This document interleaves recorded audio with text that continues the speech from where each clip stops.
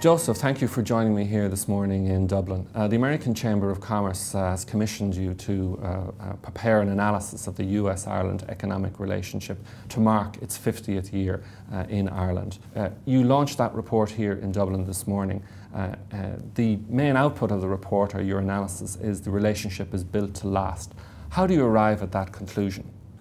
Well, Brian, when you look at U.S. companies, they invest all over the world, and they've been doing that for over 100 years. But when you whittle it down to where's their most favorite destinations, it's Canada, it's some other countries in Europe.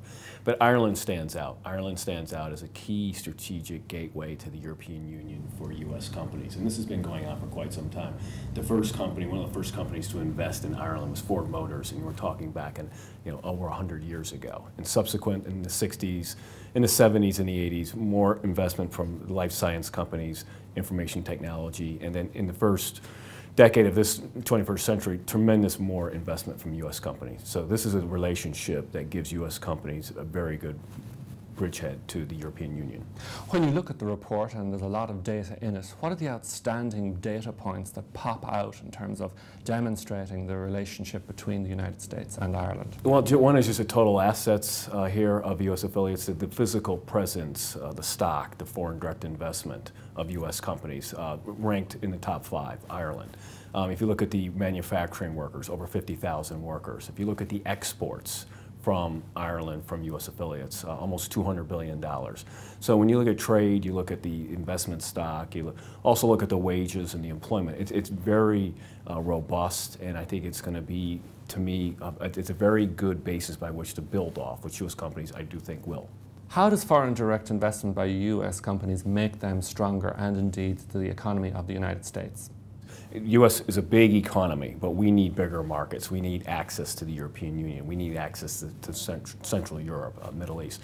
So U.S. companies are always looking overseas, but for not just the export, but for foreign direct investment. So the more they sell overseas to their foreign affiliates vis-a-vis Ireland, not only in Ireland but over in the EU, the more profits U.S. companies earn, which means they have more money at home for engineering, for employment growth, and for income for their own American workers. U.S. foreign direct investment makes the U.S. economy stronger, not weaker. You document in the report the stake that Irish business has in the United States. What are the highlights of that in terms of the two-way relationship? Well, it is a two-way relationship. It's just that, Brian, in the sense that there's a lot of investment here in Ireland from the United States, a lot of investment from Ireland in the U.S. as well. And this has grown in the last 10 years. It's in utilities, construction, food product groups, on Wall Street as well. So this is very important because in the United States, Irish affiliates are creating jobs and creating income for a U.S. economy that's still struggling. So it's very important that U.S. companies, or the U.S. officials and policymakers know that foreign direct investment in the U.S. from Ireland is contributing to growth in income and employment. The report clearly demonstrates that the relationship between Ireland and the United States is resilient in terms of the overall size and of the investment, and robust in terms of the sectors that we have the strengths in between the two countries, in the life sciences, ICT, and internationally traded services.